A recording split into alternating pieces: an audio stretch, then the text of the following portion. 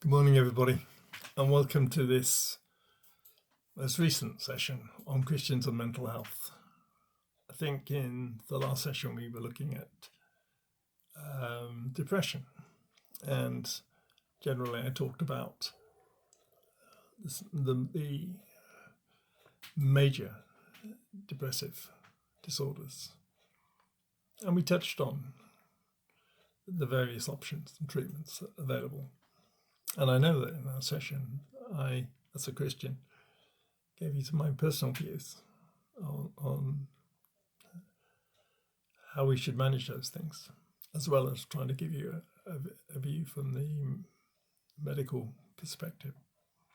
Today, we're going to look at something completely different, although depression may well be a part of it. We're going to be looking really at the subject of addiction, and I include in that some of the obsessive-compulsive behaviours that we have, because there's no doubt about it, addiction is an obsessive-compulsive disorder.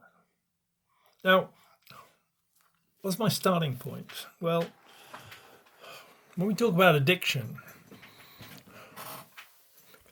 people can be addicted to almost anything, as I'll prove in just a moment.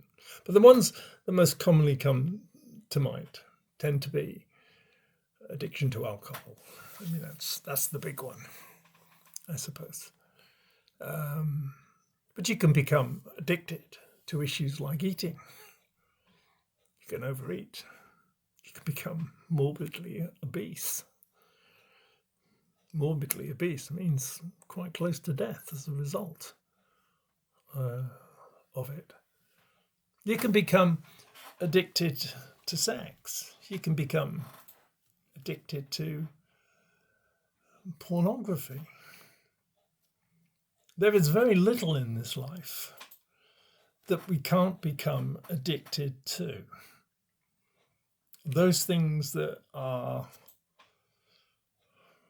borderline are more obsessive-compulsive disorders. I have a neighbour, a very nice man, and he is addicted to his front garden. I mean, he will be out there every day.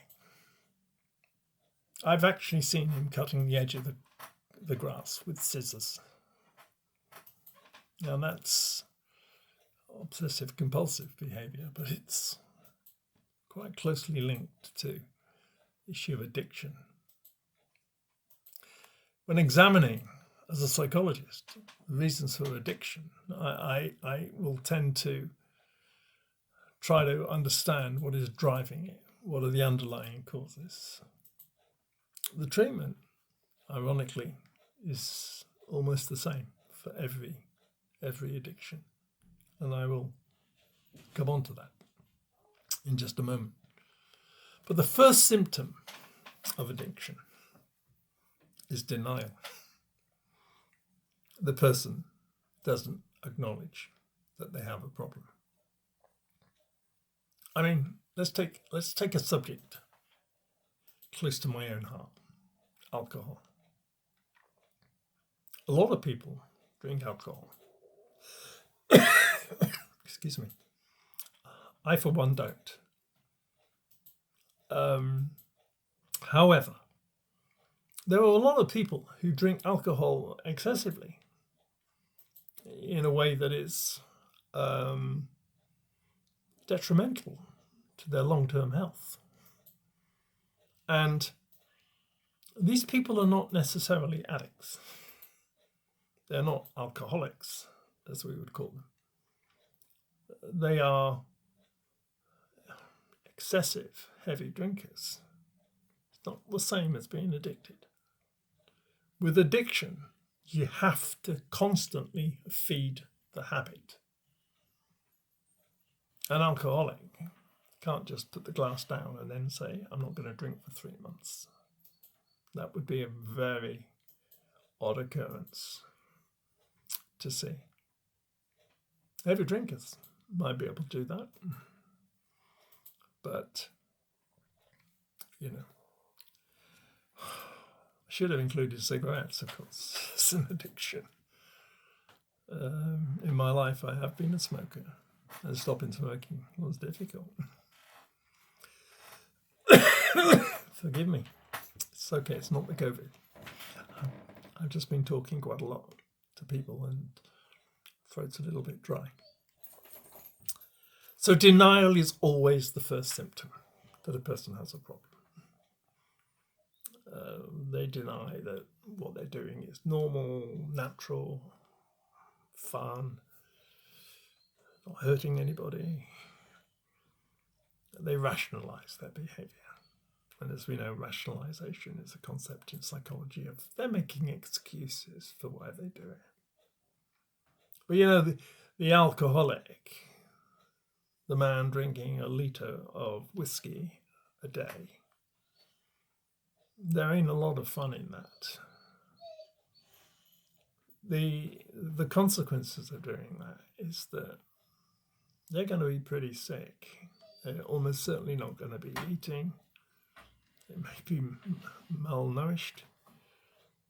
They're taking in some calories, but there's very little else. They're gonna those people will become completely dysfunctional over a short period of time, unable to wash themselves, keep themselves clean, certainly not hold down a job. And the spiral of addiction just goes down and down and down. Make no mistake about it, it never turns around and starts going back up unless there is an intervention. Now, why am I talking about alcohol? Because of two reasons. As a young man, alcohol was a problem in my life. I would say that at one stage I was certainly addicted to alcohol. And in order to break free from that addiction, I had to firstly acknowledge that I had a problem. I was drinking far too much, rationalizing it, explaining it because of the pressures on my life and all the difficulties I was going through and the comfort it was giving me. That's the big excuses by the addictive eaters. It's a comfort. And all addictions provide comfort for the person who is addicted. I'm going to choose the subject of alcohol just to focus on it. But bear in mind it applies across all the addictive conditions. And I'm going to talk about the concept of what, for my money, is a spiritual program, often known as the 12-step program. This was a series of 12 steps, a process that two alcoholics, active drinking alcoholics, in the 1940s, I think it was in the late 1940s, who stumbled upon each other and realized that there was a way they could alleviate themselves from the destructive power that alcohol was having in their lives. And they developed, between them, a series of steps. Now, this has been so successful in the treatment of alcoholism. It's generally widely accepted in the medical field as the best solution. Sure, I can give an addict sedatives. I can give them hypnotics to make them sleep. I can give them antidepressants. And there is a place for that. But fundamentally, with all addictions, you have to get to the root cause of the problem. So, let's just look at these steps. We're only taking 30 minutes for these sessions, so I'm not going to be able to look at them too much depth, but give you an overview. And if you want to find out more, just go into Google and type in 12-step programs. Do you know, I did that recently and found that addiction and obsessive-compulsive behaviour is so problematic in this world. There are now 1,300 different groups that use this 12-step program. They use it for Alcoholics Anonymous, obviously. That's where it started. Narcotics Anonymous, Sex Addicts Anonymous, Overeaters Anonymous, and so on and so forth. It's the same program. It's kind of modified around the edges, but it's the same program. It's a spiritual program, as you'll see as I quickly go through the steps. Step 1, the person has to admit they are powerless over their addiction. Step 1 is really dealing with the denial. They're recognizing they have an addiction and they have to admit their powerlessness over it. That's relatively straightforward to do if you look at the evidence. The alcoholic who is lost everything, his family, his home, his job, his health. If you look at the evidence, it's pretty easy to do step 1. I think the step actually says we admitted we were powerless over alcohol and that our lives had become unmanageable. So that's a good starting point. Step 2 is where the first sign of the spiritual component comes in. Because it says, came to believe that a power greater than ourselves could restore us to sanity. Now, it's interesting because the program itself is multicultural. They do use the word God. But people who participate in these programs do not have to be ardent Christians.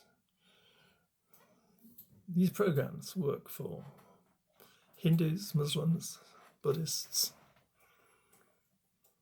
We have to accept there is a power greater than ourselves in step 2. Step 3 is the first real commitment, because it says something, I may get the word slightly wrong, it's been a long time since I looked at the book. I think it says something like, made a decision to turn my life and my will over to God, as I understand him. That's an important little bit, as I understand him, because as I say, it doesn't infer that you must be a certain faith or follow a certain ritual or dogma. It's God as I understand him. That's the first 3 steps of the program. The next 3 steps are about getting to the issues, because step 4 requires people to, and again I quote, make a fearless and thorough moral inventory of themselves. That sounds easy. It's not. I've been through that step. Fearless and thorough moral inventory of ourselves. So it requires us to look at our lives and what we've done right and what we've done wrong. And mostly what we've done wrong is on a much larger list than what we've done right. You see, now we're starting to dig into the underlying causes of our addiction. Step 5 says, and this is where we start to validate it, we admitted to ourselves and to another human being the exact nature of our wrongs. So now, if you like, you're going public. This is where the rubber meets the road, if you like. Because to do such an act is in itself very humbling. Can you imagine sitting down with a person and them going through the nature of their wrongs? I mean, this can be I've done it to help many people. This can be an hour's job, or it can be an all-day job. I mean, it can take all day, because it's very important from a psychological perspective. They're purging themselves at this point. The next step, step 6, talks about making amends to people we've hurt or harmed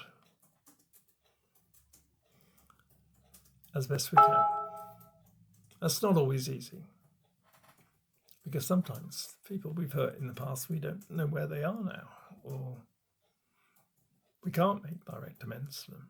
Because actually, if I remember right now, the words say something like, except when to do so would hurt others. So, if I've done something and I'm unable to make amends to that person for whatever reason, and it has to be a sincere reason, an honest reason, and then it's recommended that you seek another route of making amends by maybe doing something good for somebody else, and using that as your making amends step. Now, the 12-step program works its way through. We've looked up to, I think, step 6. There's a few more steps then that follow, but the last 2 I want to just quickly talk about, because I believe it's step 11 that says we continue to take moral inventory of ourselves. And when we were wrong, promptly admitted it. And by implication, we make amends. And the final step says that we practice these principles, 11 steps, in all our affairs. Not just to our addiction. In our life, we live by these principles. Now, anybody reading them will see there is a very powerful spiritual element to all this. If you're a Christian, then some of it comes relatively easy to you. If you're not, it's not quite so easy. You've got to get this belief in a power greater than yourself first. And you may be surprised to know that some people have all kinds of things as the power greater than themselves. They don't acknowledge God or Christ, but they may acknowledge nature or something like that. The 12-step program is arguably the most commonly used method for people who wish to gain peace through rooting out the causes, the underlying causes of their addiction and cleansing them. It's not an easy process to go through, but I can assure you it has a very good success rate. I mean, when you hear of celebrities going into rehab because of their coke habit or their drinking habit or their womanizing habit, most rehab programs last about 3 months, and in those 3 months they follow this process that I've just described to you. It has been proven to be highly successful if you want it bad enough. Now, I am quoting again from the 12-step book. It starts off with the words, "Rarely have we seen a person fail who has thoroughly followed our path." And what encouragement there is in that word, rarely. You see, as Christians, we're halfway there anyway. What we've got to start doing is acknowledging that there is obviously a God, and that through his Son, Jesus Christ, and the Holy Spirit, we can be helped through this process.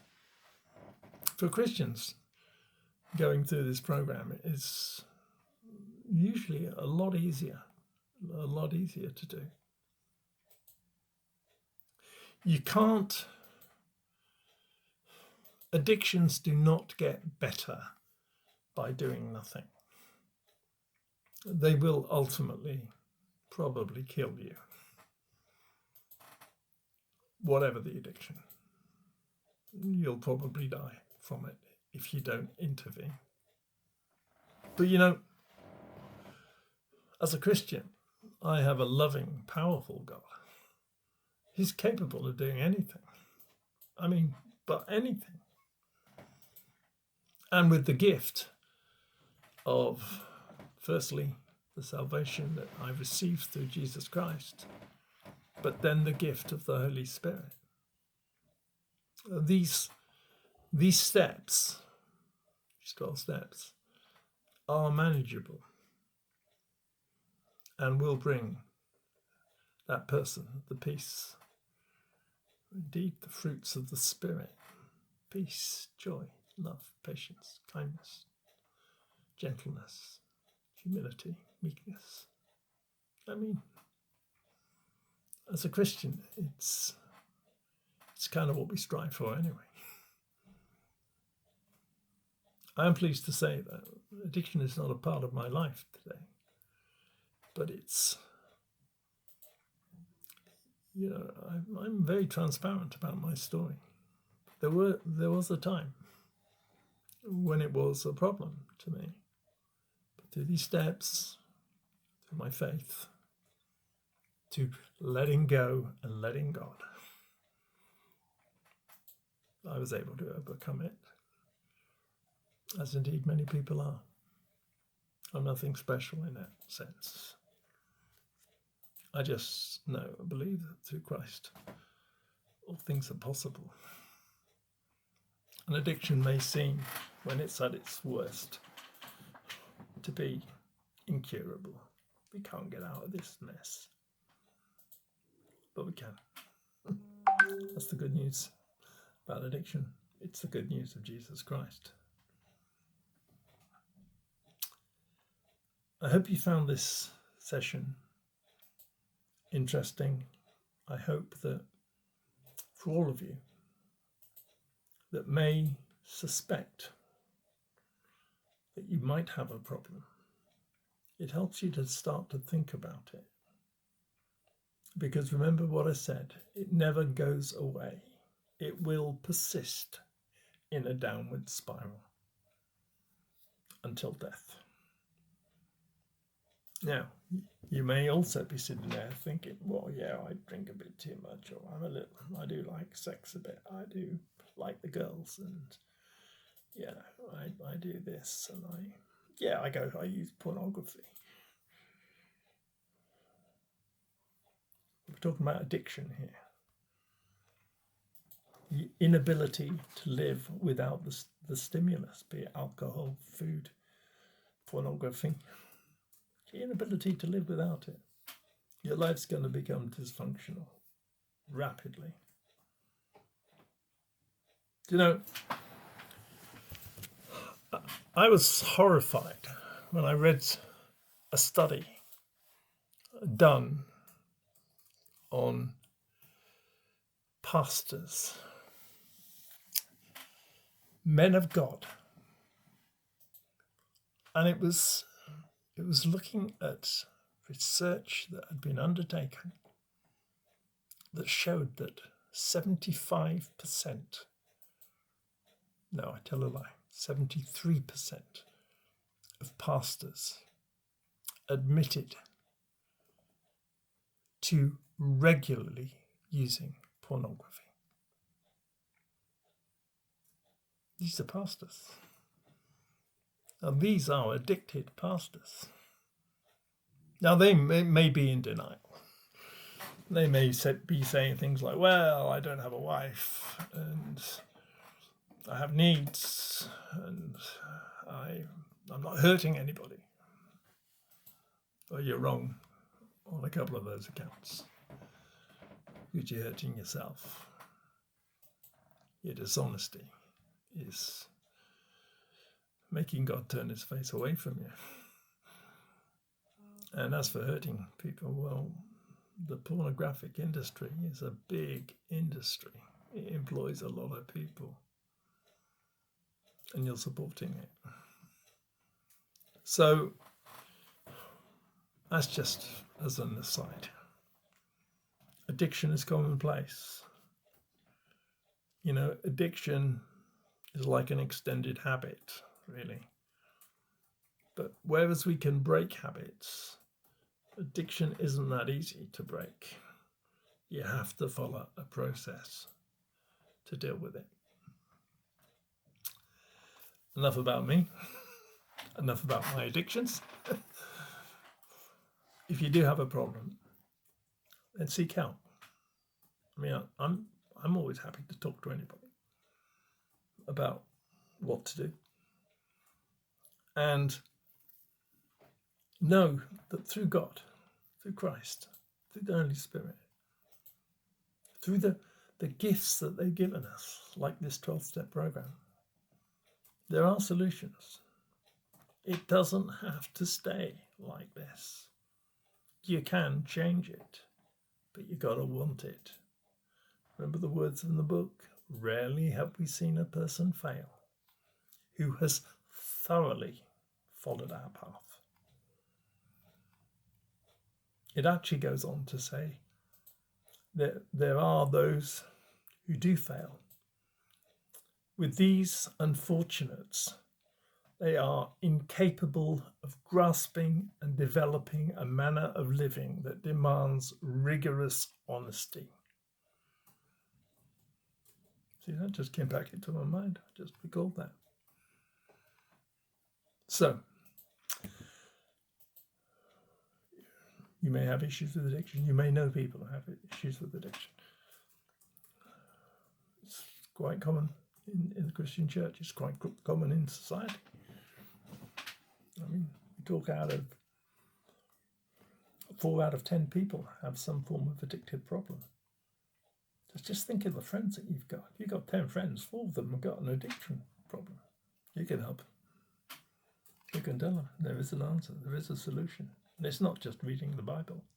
That may be part of it. It's actually a process that they have to go through. Wherever you are, or whatever you're doing today, I hope, like me, you have peace in your life, joy, the gifts of the Holy Spirit. May God bless you all. And I think I'll see you next week, possibly for the last session. Bye for now.